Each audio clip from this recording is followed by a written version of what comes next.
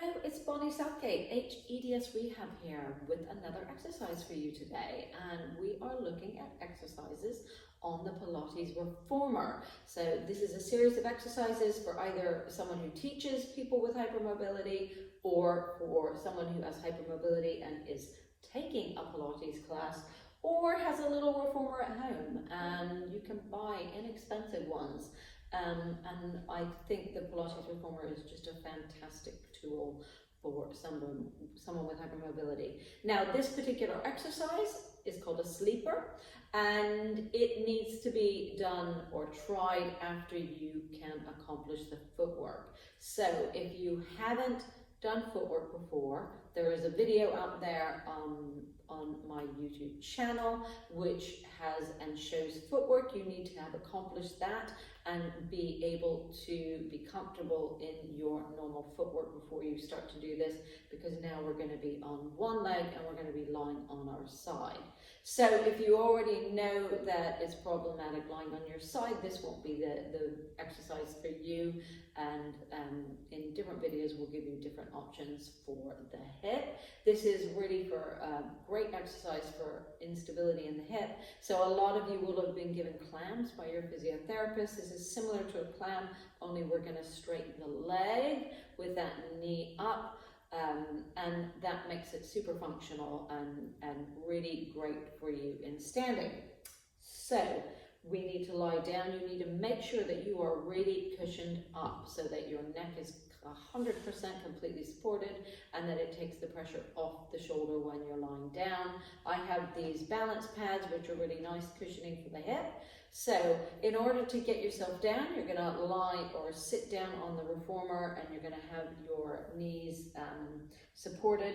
I tend to use one red, one blue spring for this, but again, you may need less. So if you need less, maybe start with one red, or if you're on a stock reformer, you've got a teacher, try just one spring and then build up to 1.5 if you can. So I'm going to very carefully scoot myself to this end and make sure that your neck is supported if you need to as you lie yourself down onto your side, making sure, as I said, that you're really cushioned up for your shoulder and your neck. Now, when we bring the leg up to the bar, what we want to do is not hitch the hip. We want to keep both sides of the body nice and long. So we don't want a huge arch here. Some people cue that. We want to feel like the upper ribs are still on the ground, and we want to not collapse into our side either. So keeping the pelvis as square as you can. When we start to lift that leg up, I want you not to rock the pelvis back. So you're going to try and keep that pelvis really square. I'm going to put my foot on the bar just parallel to begin with, so I'm not actually even lifting the knee. Now, things you need to think about are not tucking your bum under, and also keeping this hip down and long. And from this position, you can keep this hip down and long. You're going to have your foot on the bar. Try not to roll it out or in too much. We don't want that position. We want to keep a neutral foot. And you're going to start to push away with one leg. And then you are slowly going to come back in, keeping that knee where it is. This is super hard work. And we're just going to do one more like that. You're going to push away. And as I push away, I don't start to rock back, and I don't start to lift my waist or do anything funny. So we're only taking it to there. Now I'm going to not just let my knee come down, because if you let that angle of that knee come down, you are lengthening that hip that we're trying to strengthen. So I'm going to take, if I want to rest, I'm going to take the foot off the bar completely. And now what we're going to do is we're going to add that clam in, which makes this a fantastic exercise. So we're going to put that foot back in the bar. We're going to be on the heel. So my foot is quite far forward, not back here. I'm on the heel. I'm going to actually take my hand and try and open that leg. So again, if you're rocking back, that's a cheat. You're not opening the hip. So I'm keeping this hip forward while the knee comes up. Now, some or a lot of people will be really dominant in the muscles that hold your leg but roll it in. So you're going to find that you might get really grippy here. If you feel that you're getting really grippy here, you need to take your thumb and you need to lengthen that hip down, and you need to feel like you suck your leg into the socket before you lift it up. So a lot of times if you're someone who's bum tucked under and your hip is being pushed forward, you don't get that good, that hip isn't feeding securely into the socket. So draw the hip down, draw the leg into the socket, and then try and lift that knee. And it may be that you need to use your hand to begin with and just hold it there and slowly let it come down. So that's your basic clam. And we'll do that one more time. We're going to bring it up, and this time we're going to push away. And as we push away, we're trying to keep that knee up, reaching. Now I'm not going to hyperextend my knee again. I'm not going to lock it in back. Watching the sides of my body, so I'm not doing anything crazy. And I'm going to keep this hip forward, keeping that space. Try and keep length here as you come back in. And it's fine to take it as high as you can. The higher that leg goes, the more you'll be getting into the bits that hold that hip into the socket. And pushing away. And come back in, keeping that knee right up. Watching the foot doesn't do that.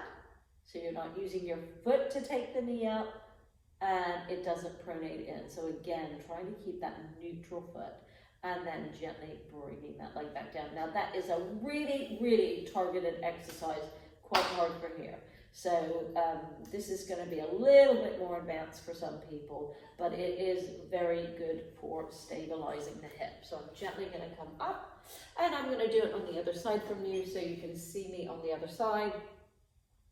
In my video for footwork, I had started, or I had prepared the exercise with what we call an MET, and I'm going to show you that because actually I would probably do that before this exercise as well. You can do it in sitting, or you can do it in lying down, where you take one leg across, all the way across, and then you let that knee relax open, and you're going to put one hand on there, and you're going to gently push up. And you're going to let that knee just fall to where it will fall naturally. You're going to try not to let this cheek come up in order to get it open. So you're keeping the weight anchored on both. If you're sitting, your bottom foot would be better to be placed on the floor where you have stability through that leg. I quite like doing this lying down.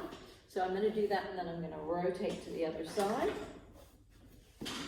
So on my back, if I want to prepare my right leg for this exercise, I take it across, I let that knee open, I'm popping my hand on the knee, I gently push up, very lightly, and then I let that leg come down without hitching the hips.